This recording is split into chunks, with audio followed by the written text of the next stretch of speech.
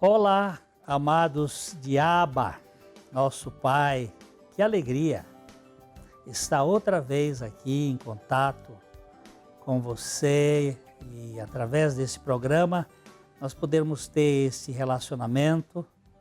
O nosso objetivo é anunciar aqui o Evangelho das insondáveis riquezas de Cristo, do Deus que se fez carne, que se fez gente, que veio habitar com a gente, que habitou conosco e quer habitar em nós, não como uma religião, mas realmente como a vida dele. E você pode ser um aliado nosso, e nós estamos aqui querendo apresentar os links, os endereços que vão aparecer na tela da sua TV, e nós contamos com esta sua participação, nós contamos com as suas orações, com a divulgação e a colaboração para que esse programa ele se mantenha e seja propalado, seja disseminado para um público cada vez maior. E nós estamos esperando na sua colaboração. Muito obrigado. Nós já voltamos para ter um papo.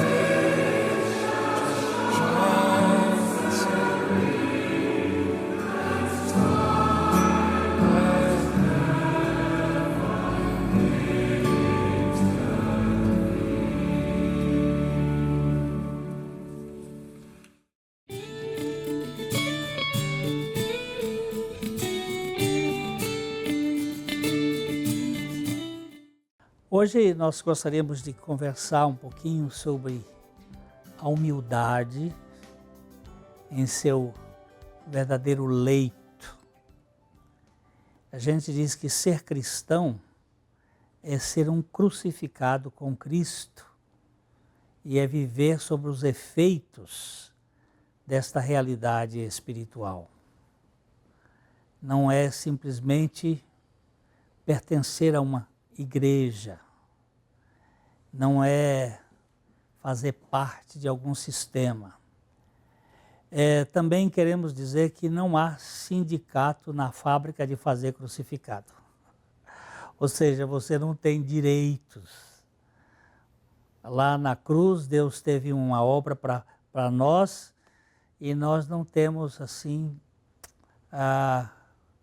que ser os protagonistas do projeto.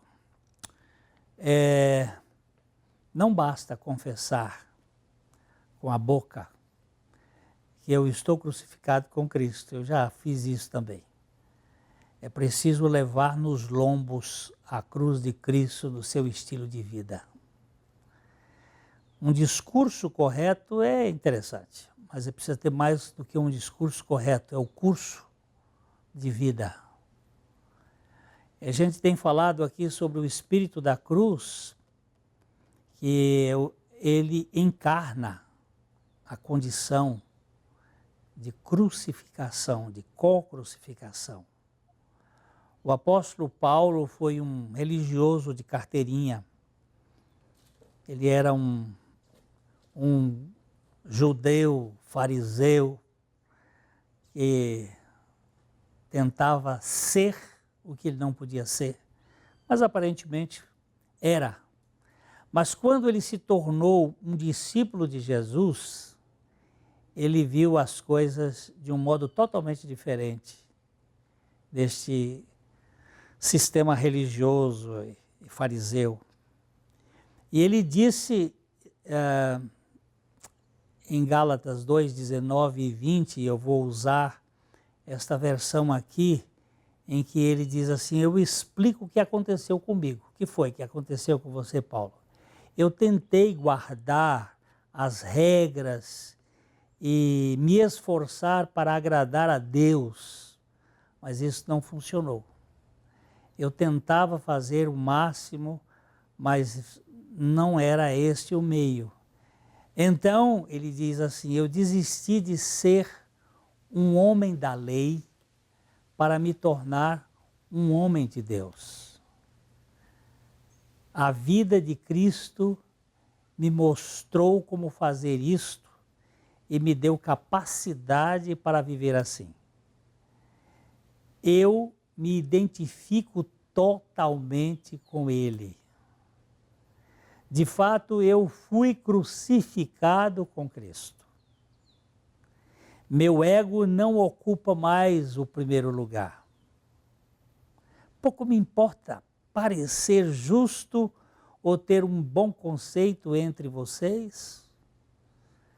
Não estou mais tentando impressionar Deus. Agora Cristo vive em mim. E a vida que eu vivo no meu corpo não é a minha vida, mas é vivida pela fé do Filho de Deus, que me amou e a si mesmo se entregou por mim. E eu não volto mais atrás. E no verso 21 ele diz o seguinte: não está claro que volto para a velha religião de guardar regras e agradar os outros e abandonar a nova vida de relacionamento com Deus. Não volto mais. Não posso desprezar a graça de Deus. Se é possível ter um relacionamento vivo com Deus apenas guardando regras, Cristo morreu em vão. Olha só, se já morremos com Cristo, Cristo vai viver em nós. A lagarta, ela tem uma vida de lagarta até o momento em que ela passa por uma metamorfose. Nós chamamos isto, do ponto de vista cristão, de metanoia, uma mudança de mentalidade. E ela sai da vida de lagarta, que arrasta, que é o animal mais voraz da face da terra. Ela come e come e come, chega a comer 27 vezes o seu tamanho, e depois ela morre naquele casulo. Aquilo é uma espécie de sepultura, e quando ela ressuscita, já não é mais para destruir, é para polinizar. Há uma transformação total. É algo que a natureza, de certo modo, deixa como exemplo. Não estou falando de uma mudança periférica, é uma mudança profunda. Mas também nós não estamos falando aqui de perfeição na conduta, mas de perfeita condução na vida espiritual pelas marcas do Calvário, pelos sinais dos cravos, pelo estilo de esvaziamento, pela vida de Cristo que vive em nós. Não pela religiosidade. Não é porque a gente frequenta uma denominação, uma igreja, porque lê Bíblia, porque dá dízimo, porque faz oração, mas é porque Cristo realizou uma obra em nosso favor e mudou todo o nosso modo de ser. Há muitos de nós que falam até mesmo um discurso adequado, embora eles digam tudo com o modo de viver. A boca fala certo e a vida desmancha tudo. A gente fala, mas aquilo que fala não vive. Eu sei que eu corro este mesmo risco todo dia. E eu preciso de uma desconstrução da minha religiosidade permanentemente. Eu vejo o quanto a religião está impregnada em mim. Eu tenho pedido a Deus, Senhor, tenha misericórdia de mim. Porque religião e evangelho são totalmente diferentes. A religião aponta para o que eu faço. E eu tento fazer as coisas para alcançar Deus, para chegar perto de Deus, para me tornar digno diante de Deus. O evangelho mostra o que Jesus fez para me alcançar. Eu uso também essa figura, me parece, para mim, a religião, ela parece uma escada. Você tem que subir, só que é uma escada muito longa e quando você chega num certo pedaço, você está cansado. O evangelho é um elevador que desce e pega você. São coisas assim, para mim, que ajudam a explicar. Eu volto a repetir que não estou falando de uma perfeição na conduta, mas na perfeita condução da vida pela fé, pela confiança no Senhor, que é esse estilo de dependência, onde nós estamos nos envolvendo no relacionamento com Deus, na intimidade. Isto faz toda a diferença. Eu quero reiterar, não estou me referindo a uma vida sem, vamos usar aqui a figura do brilhante, sem jaça, ou sem um defeito, ou sem problemas, mas uma vida sem jactância, sem altivez, uma vida destituída dessa presunção de querer ser o melhor. Nós podemos viver sem competição, mas com cooperação. Isto é uma desconstrução muito profunda que o Evangelho faz. Eu estou falando de humildade, viu, gente? Por favor. Não estou falando de outra realidade que nós não podemos produzir, não podemos mesmo. O Espírito da Cruz, antes de promover em nós uma vida santa, ele vai promover uma vida quebrantada. Pois santidade sem quebrantamento é pura arrogância.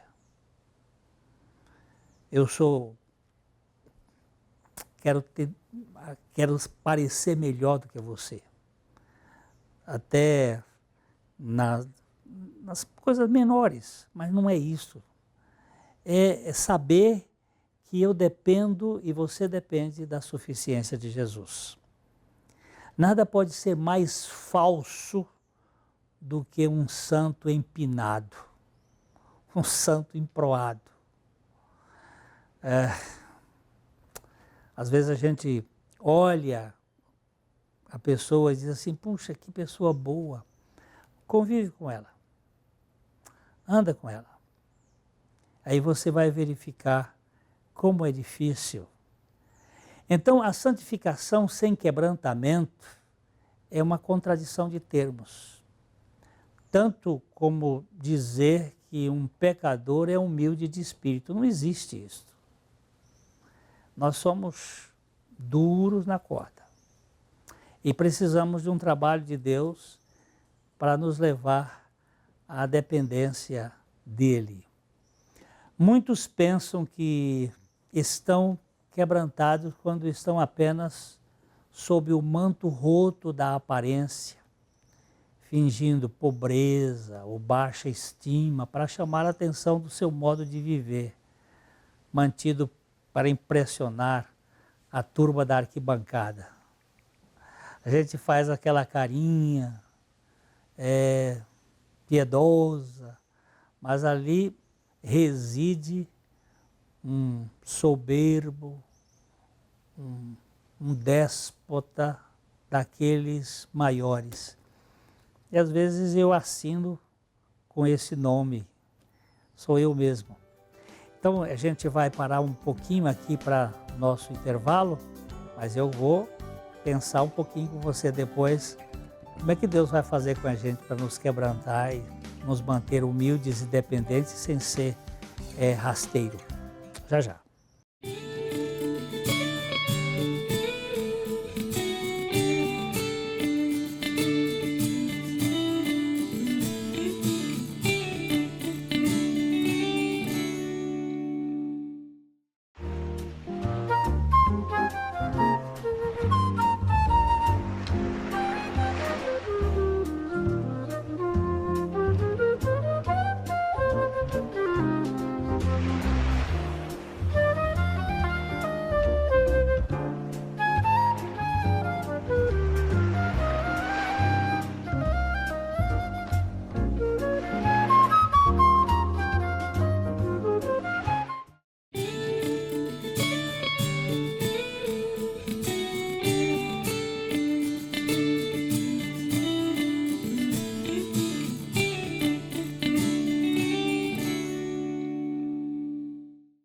Nossa proposta hoje para a estante é o livro A Guerra pela Verdade, o livro do MacArthur, em que ele apresenta essa questão do Evangelho e que hoje nós estamos enfrentando. Né? Neste exato momento, a verdade está sob ataque. Nós temos hoje um conceito de verdade relativa.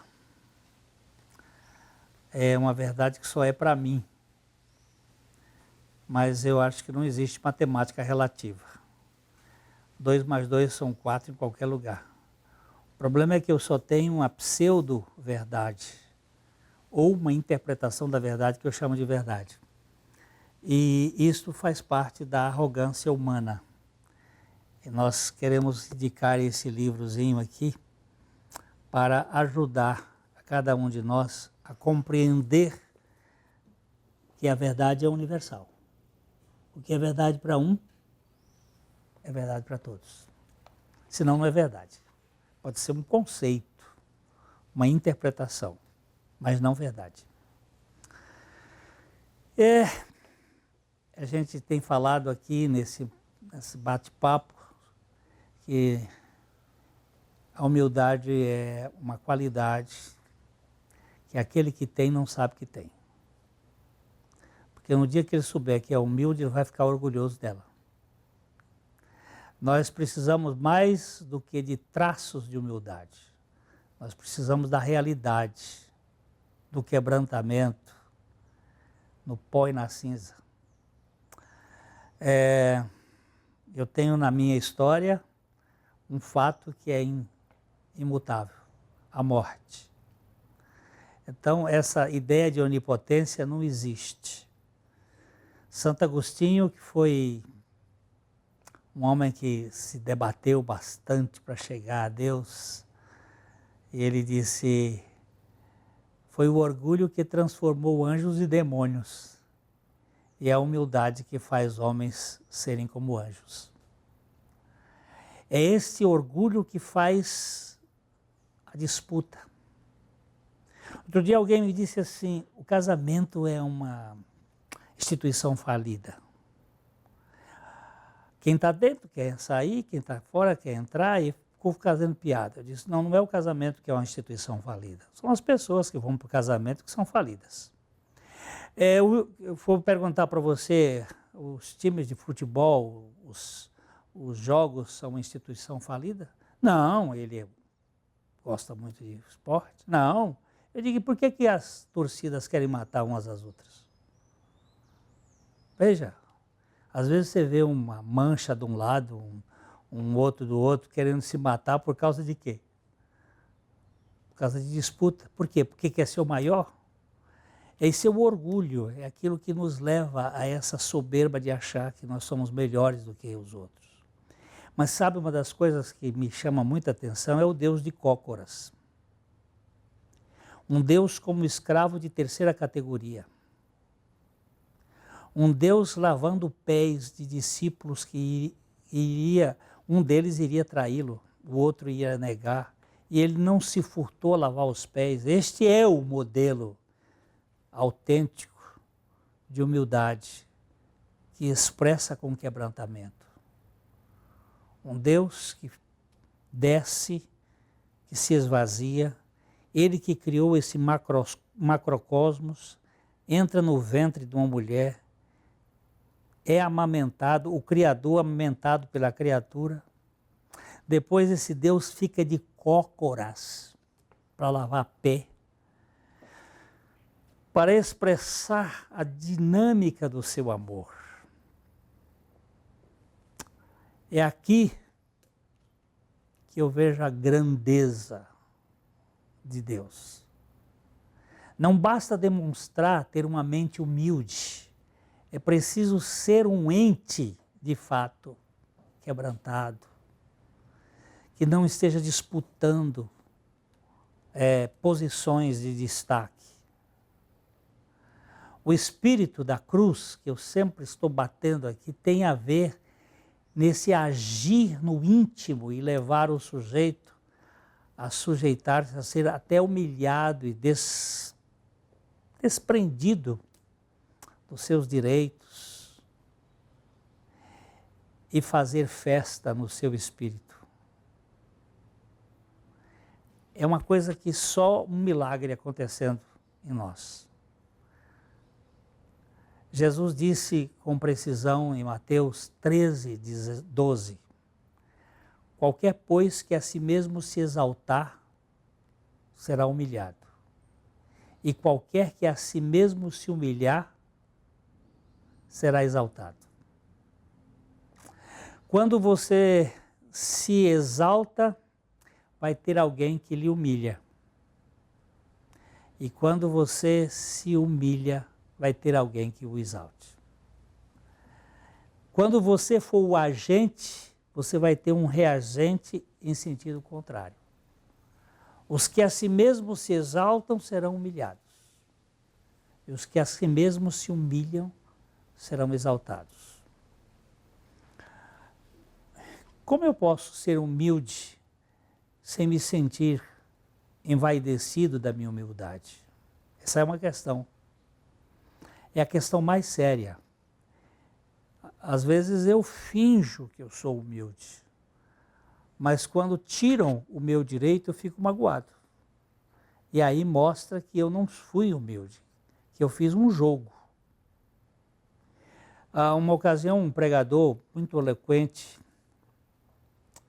estudioso, muito preparado, ele subiu ao púlpito como um pavão cheio de si. Sabendo que havia de se preparado muito bem, ele pregou uma mensagem, um sermão, mas foi uma tragédia. Ele pregou cheio de si e deixou o povo vazio de Cristo. Quando ele desceu de cabeça baixa, com um ar de tristeza, sabendo que ele fracassou, sem disfarçar a sua humilhação, ele sentou-se próximo de um velho crente, que percebendo que ele estava muito abatido, disse para ele o seguinte: se você tivesse subido como desceu, você teria descido como subiu. É uma frasezinha bem tosca, mas muito séria. Se você tivesse subido humildemente, você teria descido glorificado, com glória do Senhor brilhando em sua vida. Mas como você subiu envaidecido, o seu orgulho frustrado o manteve sem qualquer sentido e a sua mensagem ficou vazia. A gente sabe que Deus nos usa, mas nós não temos esse mérito de querer ser. Uma vez uma senhora me procurou para agradecer aquilo que Deus havia feito através do minha instrumentalidade. Eu disse para ela: a senhora já foi operada? Ela disse, já. A senhora, depois de ser operada, procurou o hospital para agradecer o bisturi? O catigutte? Ela disse, não, o bisturi é instrumento. Eu disse, muito obrigado. A senhora acabou de dizer para mim o que eu sou. Eu sou apenas um instrumento. A senhora agradeceu o médico, não foi? Pois é, agradeça a Deus, Ele pode me usar. Mas nós não temos essa glória. No reino de Deus, a obra é de nos manter no nosso lugar. Não quero apenas, em minha vida, ter um discurso da cruz. Eu quero ter a encarnação do seu próprio curso. Eu quero o modo de viver de Jesus em mim. Viver com humildade, sem snobismo. A palavra snob é uma palavra de origem latina que significa sem nobreza, ex nobilitatis. É aquele que quer se portar como se fosse nobre, mas ele não tem os traços da nobreza. Nós precisamos ser esvaziados. Alguém disse, se você quer ver a altura do monte do eterno amor de Deus, você precisa descer ao vale da humildade. De lá você enxerga melhor. Você percebe melhor as coisas como que Deus faz. Da mesma forma como os rios, eles fluem para os vales e para as regiões mais baixas, também a raiz de todos os santos, dos atos dos santos, é nutrida pela humildade. Vai descendo. João Batista disse assim, convém que ele cresça, que eu diminua. E lá no interior da Bahia, numa casinha humilde, uma senhora me deu uma interpretação desse texto, quando ela citou, que eu achei fantástico. Ela disse, convém que ele cresça e que eu desapareça. Isto traz uma leveza no espírito da gente, né? A grande mensagem do Evangelho é do Verbo encarnado que foi ao Calvário para me salvar de mim mesmo, da minha arrogância, da minha ideia de grandeza, e a sua perfeita atualização é a minha crucificação diária, levando sempre o morrer de Jesus em meu modo de viver. Meus amados, nós não fomos chamados ao pódio a fim de sermos condecorados como suas excelências, mas fomos chamados ao porão para limpar os pés dos falidos, daqueles que sofrem, daqueles que estão chorando, daqueles que foram abusados, que foram pisados, estão sofrendo. E como cristãos nós não temos palavra de condenação, temos palavras de edificação. Que o Altíssimo nos mantenha no lugar onde seremos parte da solução dos problemas alheios e nunca parte dos seus problemas. Que o Senhor nos mantenha firmes, olhando para Ele e vendo como é que Ele agia, tocando nos intocáveis, amando os inamáveis, recebendo aqueles que nunca eram recebidos. E que o Senhor nos dê a humildade dEle, para sermos realmente parte da resposta e não parte do problema. Até o próximo programa, se Deus assim o quiser. De coração para coração.